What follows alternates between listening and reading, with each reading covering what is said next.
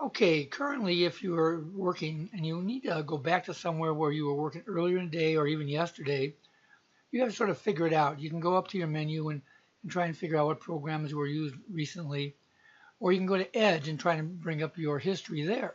So let's take a look at that. Let's open up Edge and take a look at your history there. Your history is up here. Uh, well, actually, it's right there. And depending upon if it's clicked or not, you can click on the clock, which is in your history, and eventually it populates. There's the last hour of things I've been doing last. Okay, I can go to earlier today. Okay, I can, let's see, close that and go to earlier in the week. And I can find out some of the things I was doing on the browser in recent history. So what about apps? Well, if you go down here to your taskbar, some applications store your last use. If you right click on them, this one particularly doesn't. Let's go to Outlook, and it doesn't either because it stores whatever you're working on inside of it. Let's go to the Start menu instead. Let's go over there and click on the Windows icon. Go to the Start menu and right click on Word here, and there's a list of the most recent stuff I've been working on there. So that's a history in its case. So that's one way to do it today, the way it's set up. Now, not all apps do this. If I right click on the Mail program, for example, just like I did in Outlook, there's nothing there. But if I do that in Excel down here, right click, there's the last ones that I used for that. Now, there's one more way you can sort of get a hint of what you were doing. If you're in your Start menu, you can bring it up and click up here to your list of programs. You can see not just recently added, but the most used might be there. And you can right click, by the way, on these and see there's the latest folders I was in File Explorer, for example. That may give you a hint. Same as we saw in Word, you can right click on Word. Okay, but for other applications, it doesn't happen. So what would it be like if Windows could do this for you and tell you exactly where you left off or what you were doing the last day, the last week, or the last month? Well, you can. The new task view allows you to do this. So you click down here on the task view, and besides just seeing the top part where you see the running programs, you have this task view at the bottom. I'm going to bring up another program here, a File Explorer, so you can see the old task view. And you see I have two tasks running. I can choose between them. Whoopee! You know, I can create a new desktop as well, so I can have multiple programs, different desktops. Who cares? But I can even close one right here. I can just close a program, and that's it. It's done. But that functionality pales in comparison to the bottom half of the screen here. If you see as I scroll, it says what I was doing yesterday. It says what I was doing back on April 2nd. If you look at the bottom corner, today's the 5th.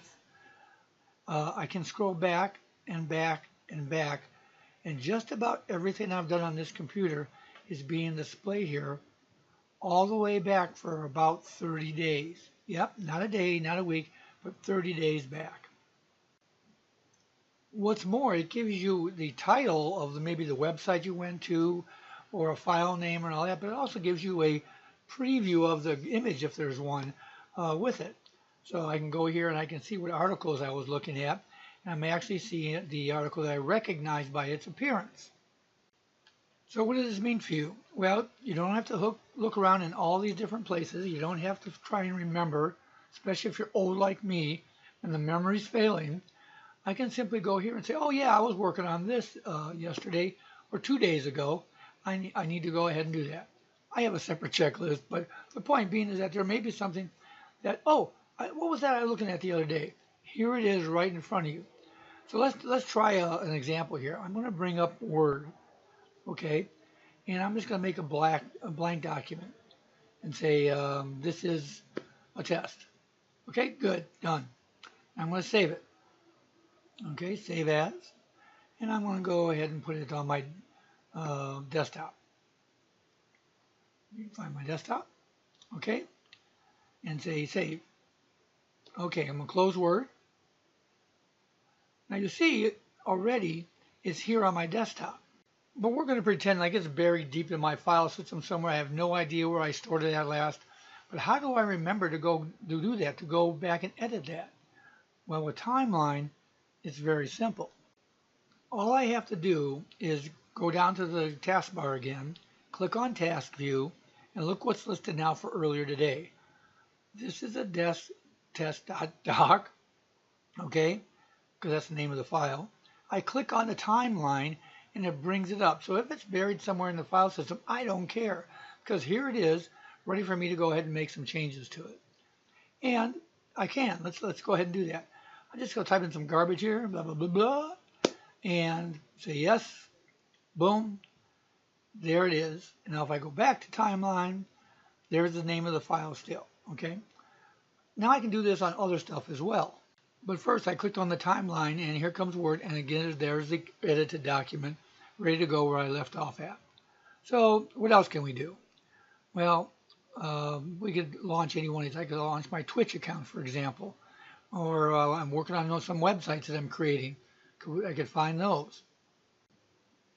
But if you're like me, I'll be thinking about a news article that I read 2 days ago. I have no idea. So I go down here to March 20th, and I see the one I want to read about.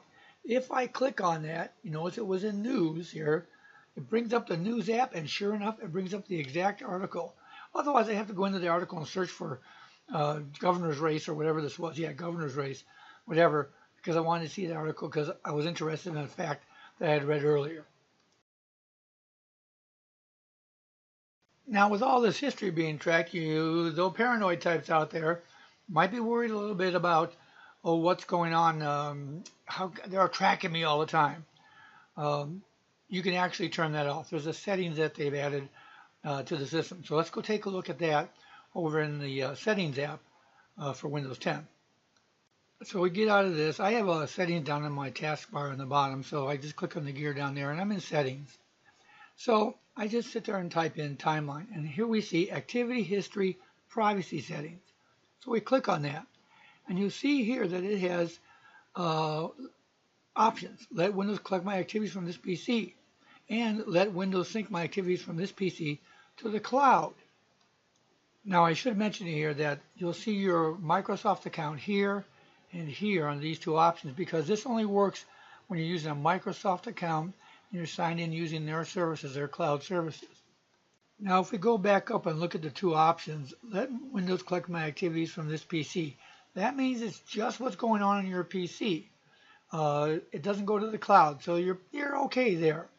Now if you let it sync with this PC to the cloud, that means it can be shared, which is important if you plan on having two work computers or a laptop and a computer at home. I have two computers at home and a laptop and a tablet. So if I'm working on one computer and then I move over and do it in a different place, this will actually sync between all the places together, which for me is a godsend, because I can be working on one computer and then go to the other one and pick up where I left off, especially if my Microsoft 365 documents are in the cloud. I can continue editing them across sessions in the cloud. So that's really great as far as that goes. So turn one on, one off, whatever, however you feel comfortable enough to sync. But you'll find out, I believe, that this is probably, the timeline that is probably one of the best features coming to you in the new spring 2018 update.